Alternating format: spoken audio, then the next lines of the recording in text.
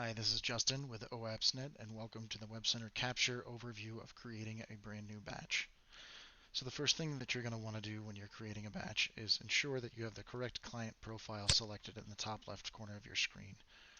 Once you have that selected, make sure that you have import source checked marked under this little wrench if you're going to be doing a manual import of a file, and if you're going to be using a high-speed scanner, make sure that there is no check mark here. Now you can actually capture your document, and we're going to create one document per import file. You'll notice that we have a brand new batch that's created here, and in this first screen you're given the option to change your priority to whatever it might need to be, batch status if you do have any configured, and you can add a batch note for that batch and hit apply to save those changes. Once that's completed, you can hit the drop down to the left of your batch name and then click on the actual document that got created during import, and you'll notice you're given a thumbnail list of all of the files that are created. In the batch that we have created today, there are 3 separate invoices, so we're just going to want to split this into different documents. In order to do that, you're going to click on the paper icon with the asterisk at the top left once you've navigated to the location where you want those splits to be.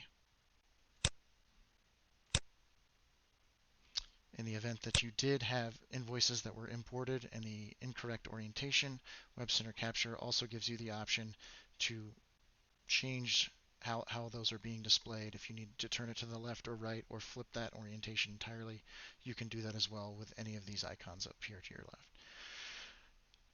Finally, if you do have documents or pages that need to be removed, you're also given the option to remove or delete documents or remove or delete pages.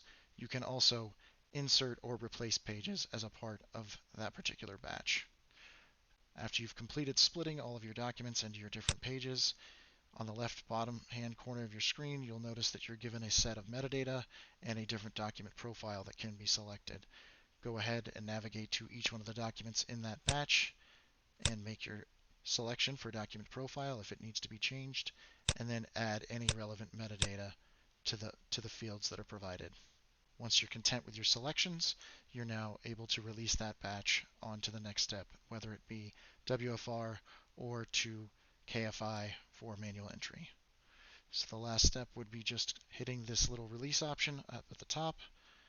To release it, you'll get this nice little gear icon next to your batch name, and you can hit this refresh button to see what the status of that batch is. And you'll now notice that it has disappeared from the list, meaning it has been completed. Thanks for joining us.